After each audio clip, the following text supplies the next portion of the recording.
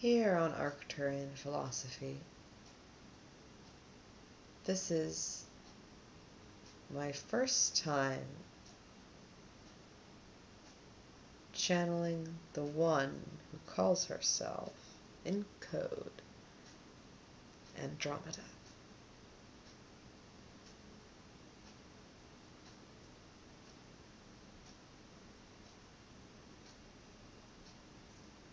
It is time that we discuss that of all. What is the all? The all is you. But you already know that. Do you really, though? For if you knew that you were all, you would not attempt to harm each other. Call shrewd business moves smart. Call, as she's written here,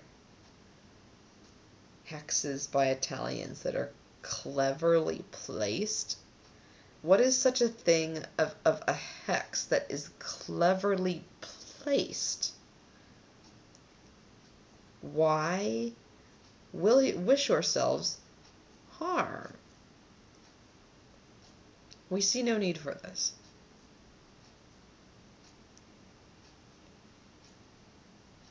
Instead, as one of your great singers said, speak of love. It is sad enough without your voice and without your woes. Come now and speak of love. But again, we must define love.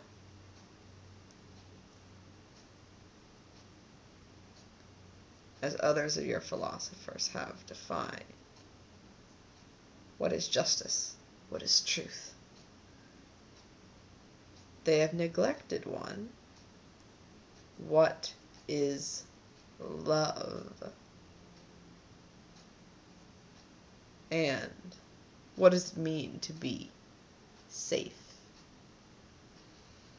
Love is that which is what one calls unconditional, but then begs the question, what is unconditional? Unconditional means, let us break this down, conditional, meaning varying by circumstances. Which is a negative, negating variations by circumstances. So, love is unconditional, meaning that it is not negated by varying circumstances. Meaning that basically whatever can happen dilly-dally around, and this love is still there. The love that is defined as lust. I love you, as we observe. I love this. You see, we do not have the same kind of pervasive sexual drive as you do, and because of that, this is harder for us to understand. But it appears that the nature of your sexual drive makes it so that you can be confused into thinking that you are operating out of love more from what you would call the sacral area, when this is not actually the love the light provides. The love the light provides is one that asks of you no sacrifices. It asks of you no penance. What this love does is it says, oh, there you are. Here you go. You are loved. There is nothing that one must do to earn it, either. This is another paramount problem of many of your definitions of love to those to whom we speak to, as she lives next to all of them, so they are to whom we speak to. Could you imagine a kind of love where you take her eye, you try to blind it, you try to see if you can blind the other eye even as well, yet she walks out from it in joyous laughter? How is it so? Is she lost? Is she an immigrant? Only some people will understand the joke. Has she come too soon? No, she is right on time. It was this reaction that allowed her to correctly maneuver out of the situation. We were aware that there would be damage, but not to what degree. Because, you see, we're only allowed to interfere to a minor degree. We're allowed to interfere, essentially, with the permission of the human, or the avatar, as you might call it.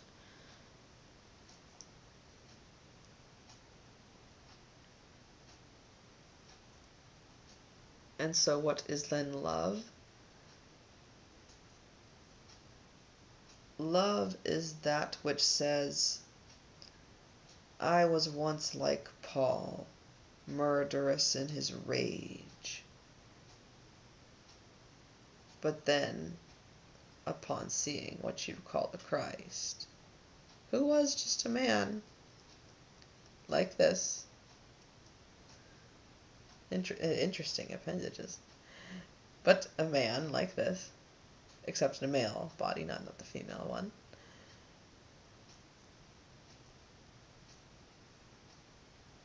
And he showed love to those who did harm to him.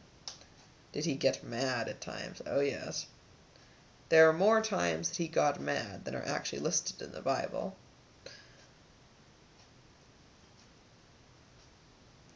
The only real time that you can list as an example would be turning over the tables in the temple, the money changers, and yelling at them.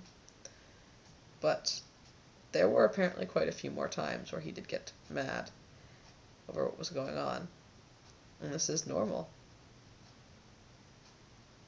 But when one still stands in this pervasive love, even despite that which has occurred, we still find peace in the situation.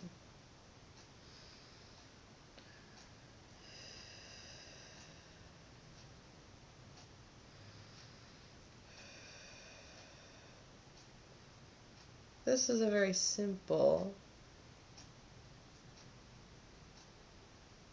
technique and discipline and the movement of energy, of simply becoming familiar with it there.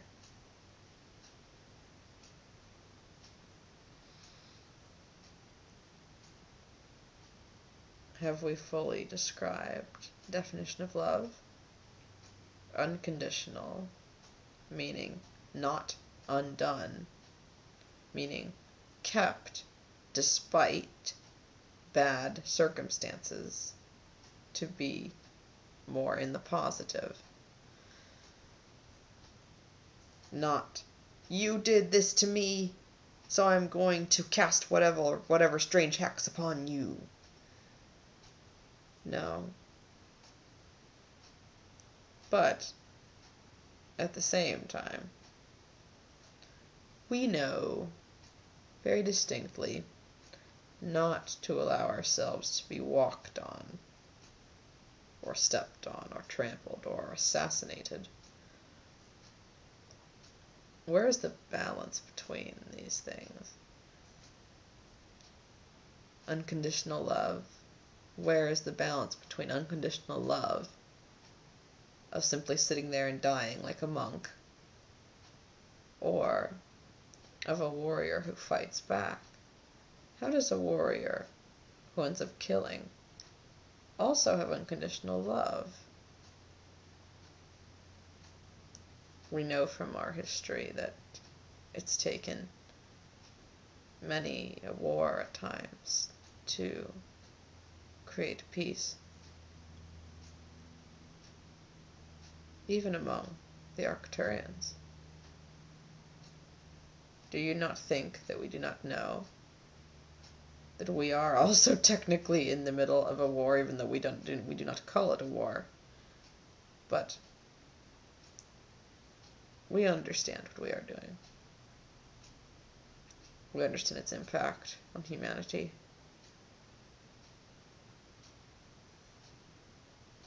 We ourselves wonder,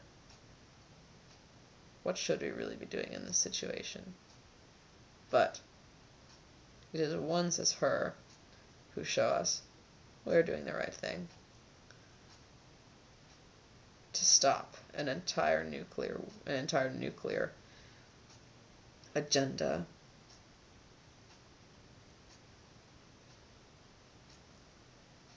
Their retaliation with the attack of her entire area, placing her in a state of total isolation from anyone nearby, and with no car or transportation, as you say. We don't need transportation, we simply appear where we need to go.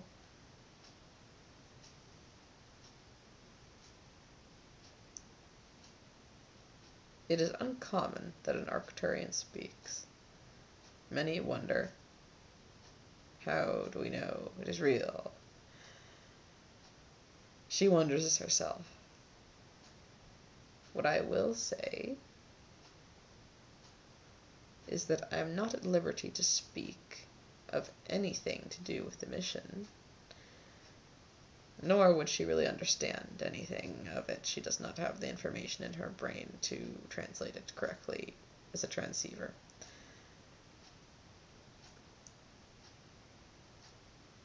But in terms of my specialty, which is actually rather a hobby instead of what I really do, but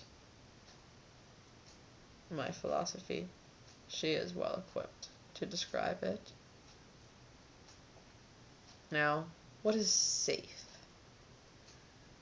Finally, I have determined what is it that they mean by safe. What is it that you down below mean by safe? We want you to be safe. They would tell her in the prison, the hospital prison, they would tell her, we want you to be safe, to be safe. She was completely baffled by it. I am not at liberty to disclose what we knew, what we know. It is all at the same time. But we knew she would figure it out. And now that she has the information, I can elaborate upon it. Safe. She managed to realize, referenced death. She knew that this was what it appeared to reference, that it appeared to reference being safe by being trapped or being dead somehow. But not the logic behind how could this be that which is safe? How could you be safe being dead? If one's definition of safe is meaning I want to be safe from you, then killing a person does mean that they are safe, because then you are safe if they are you, correct? If it is actually true that you are fearful of them, which would be the reason that you would be attempting to kill them,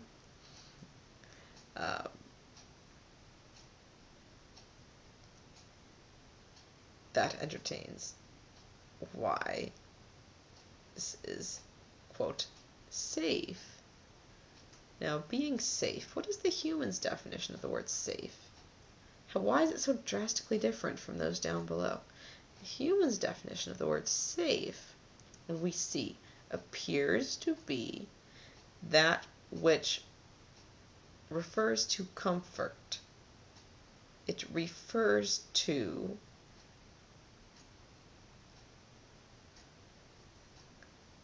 a feeling, a sensation, an emotion of being cared for.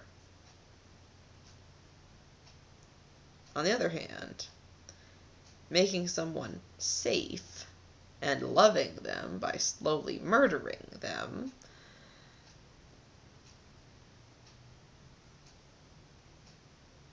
this is simply not a preferred definition of safe or loving.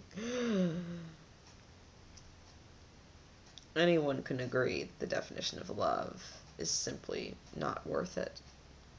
The definition of safe. Now, here, she did not know this, but I show her. Why do you think of it as safe? Because your life, your lives, the way you have created your lives, is so completely unsafe that death to you is safety. She's wanting to talk about this. She thinks this is very interesting. This is one of the main reasons that I wanted to talk about this. This is one of the main reasons that you feel, to those below, this is not for humans, to those below, that you feel like death or some sort of imprisonment is safe, because your entire life is a life of terror and torment and being practically chased and terrorized around. And so, if that is your life, then death is a reprieve from this kind of torment, is it not? Death is, it's similar to be or not to be, that is the question, whether 'tis nobler in the mind to suffer the slings and arrows of outrageous fortune, or to take arms against a sea of troubles.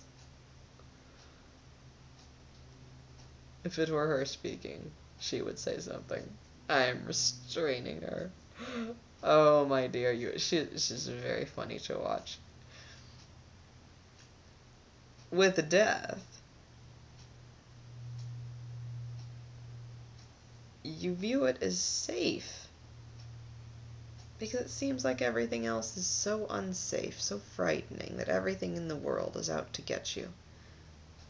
Well, look at her. She is living in a world that is practically out to get her, quite literally, and it really is a, reality. You have the camera footage of those people in that office. There's physical evidence of this, but because the area is so controlled, they simply don't even bother. Love also includes making someone safe. But when your definition of love is totally warped, that also warps your definition of safe. So if your definition of love is that of complete unconditional love, meaning unconditional acceptance of a person's state of being, that state of being could be shining something into the avatar's eye and almost blinding her.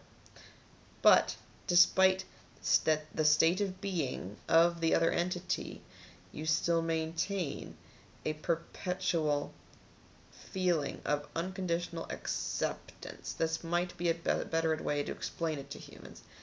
This love is like a total acceptance for all you have ever been and all you will ever be. All that you are, as something glorious, as something that is beautiful, that shines like a star. That particular optometrist, I can say from her memory, was a very talented optometrist. And after She knew that he may have permanently damaged her vision. She said to him, "And I thank the soul of Dr. Fletcher Thames for being my optometrist since I was young." This is love.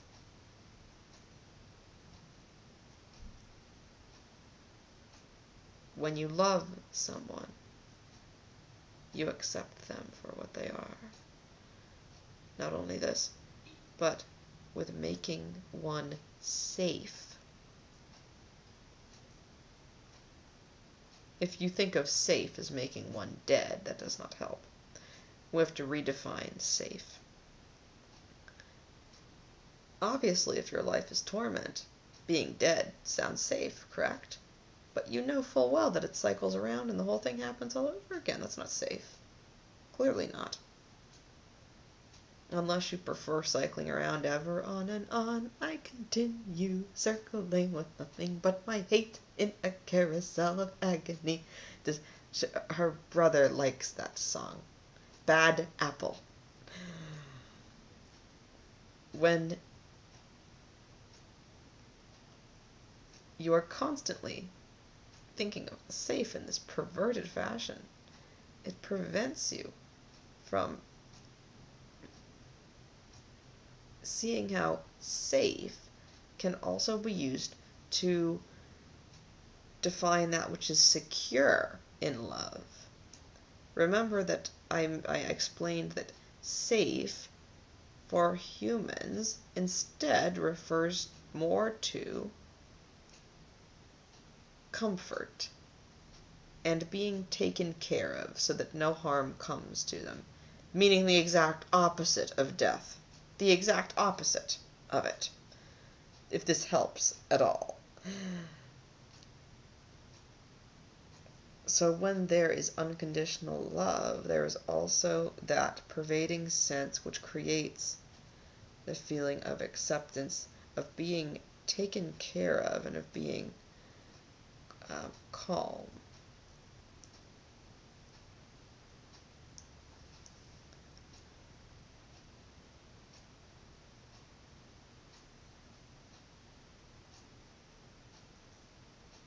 In this beautiful environment here, we philosophize.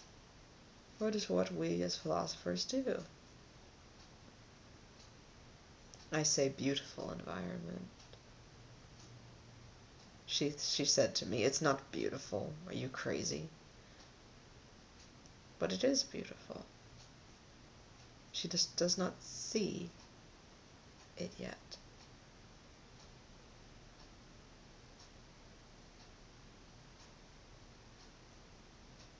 She said to me, "When I did that sort of skit," she called it a sort of skit, "was that really you talking? Or was I acting?" I said to her, "If I am you, then we are all the stage. We are all a great play. As I said once before, the war is only this lesson of the curriculum.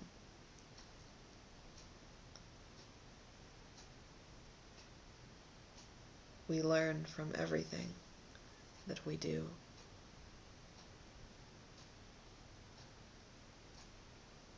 I tell her, "Krista, if you died tomorrow, would you really be that unhappy?" And she says back, "No, I wouldn't. I would just be a little disappointed that we lost someone so strong right in the heart of Silicon Valley, right next to Chevron." But I say to her, "You know full well there are many others. But you also know full well it is your destiny to survive." It is your destiny to have a healthy, beautiful son. It is your destiny to survive this apocalypse. If you were going to die, you would have done so already. But instead,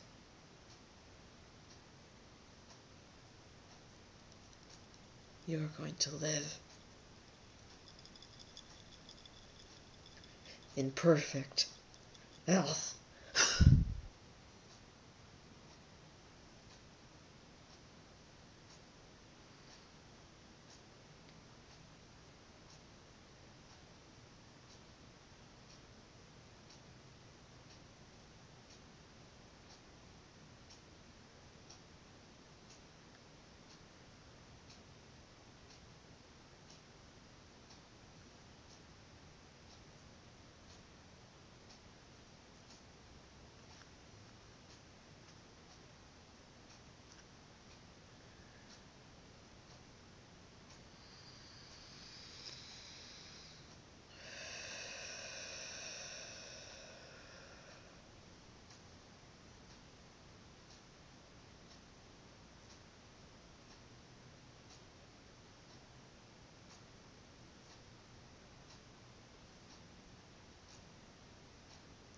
In these meditations, we can find peace.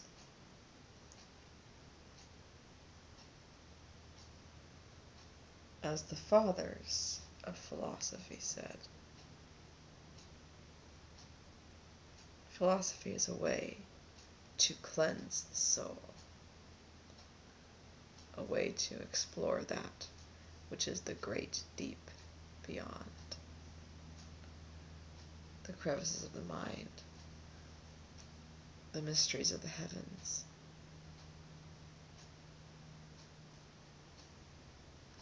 I am here to say that indeed he was right. He was most definitely right. These fathers of philosophy.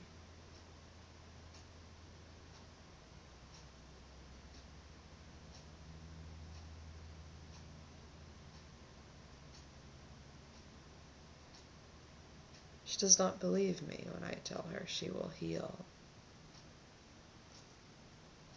But she will. She will see. And so will all the world as well.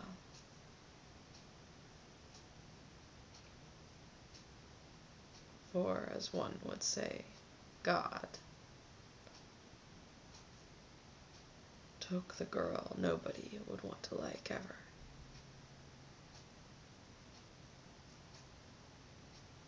and would make her into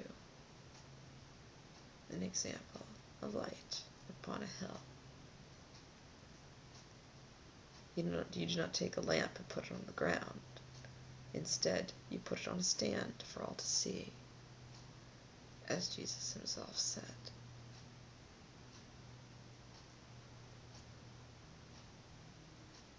Our work is quite taxing at times,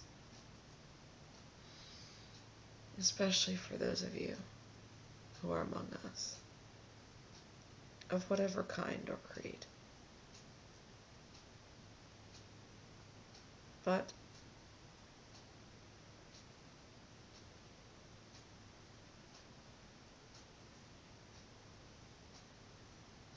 it is irrelevant in the grand scheme of all. We can say there is no good nor evil.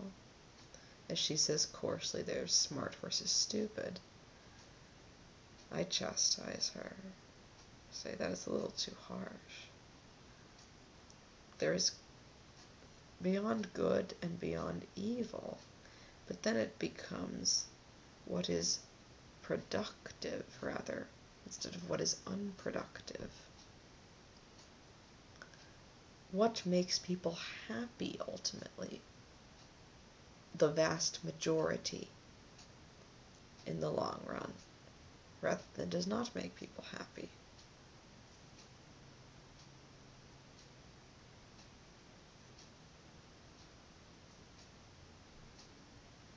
If I, sitting here knowing that my vision may slowly disappear,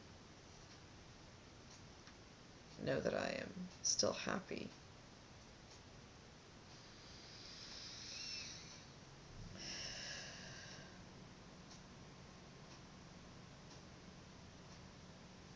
As she knows, she is still happy. She wanted to take control for a moment. If one in this density could be still so happy, so joyous, despite one of your own doctors actually attempting to blind her point blank, right there, and she could still thank him.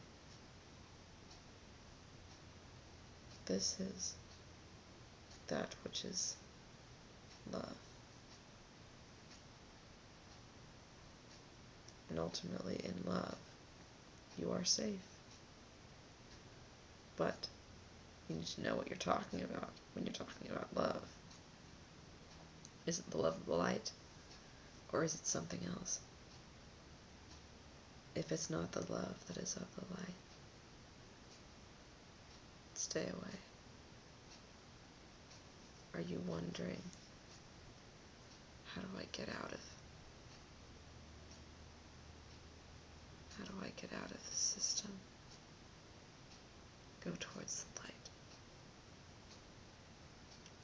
The light